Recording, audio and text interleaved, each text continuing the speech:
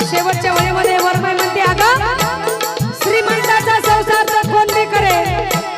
पण गरीबाचा संसार केला पाहिजे शेतकऱ्याचा संसार केला पाहिजे गरीब लंगड्या